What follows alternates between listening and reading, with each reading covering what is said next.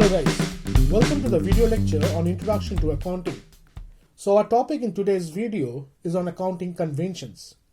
Now accounting conventions are guidelines used to help companies determine how to record certain business transactions and have not yet been fully addressed by the accounting standards. These procedures and principles are not legally binding but are generally accepted by accounting bodies. Basically, they are designed to promote consistency and help accountants overcome practical problems that can arise while preparing the final statements. Now, to differentiate between the concepts and the conventions, accounting concepts is basically a theoretical notion that is applied while preparing final statements.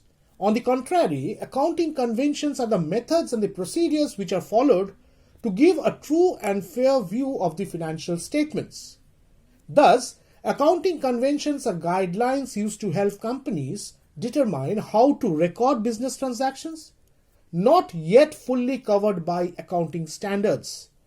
Now, there are widely recognized accounting conventions we are going to discuss with respect to the Doctrine of Disclosure, Doctrine of Conservatism, Doctrine of Consistency, and the Doctrine of Comparability as the four important accounting conventions. Let's understand the first accounting convention, which is Doctrine of Conservatism.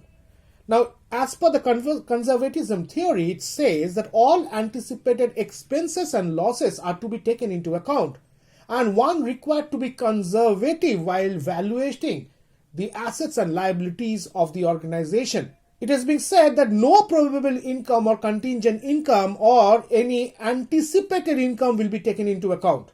Therefore, all anticipated expenses and losses have to be taken into account and has to be considered, and no probable income or contingent income required to be taken. One of the prime examples where Doctrine of Conservatism is normally followed is with respect to the valuation of closing stock.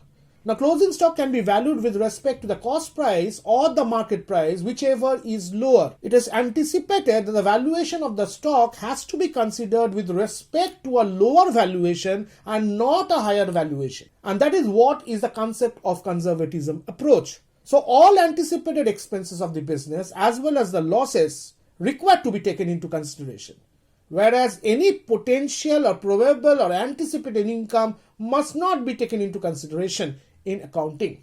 This is what the theory of Doctrine of Conservatism is. The next important doctrine is Doctrine of Consistency, which says that the accountant required to follow the same accounting principles and procedures which he or she might have followed with respect to accounting every year. This particular doctrine eliminates the uncertainty regarding the accounting procedures, and it also determines that there should not be any personal bias regarding preparation of the final accounts or the accounting report. So one required to be consistent with respect to the principles, procedures, and assumptions followed in accounting year after year. Next comes is Doctrine of Comparability. The accounting information should be such that it can be compared with respect to year.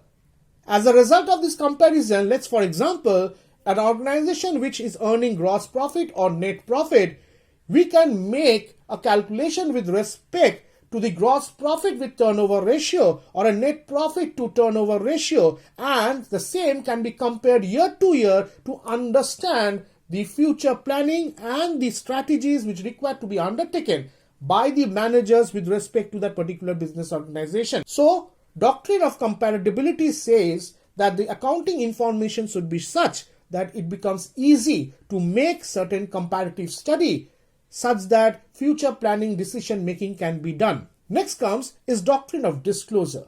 Now this means that the accounting information should reveal the true and fair view about the business. Now there should not be any hidden information or concealed information, and all information required to be fully disclosed to the stakeholders, the shareholders of the business. There should not be any secret reserve or secret investment within the organization. And all reporting relating to your profit and loss account and balance sheet has to be done as per the requisite format of accounting standards.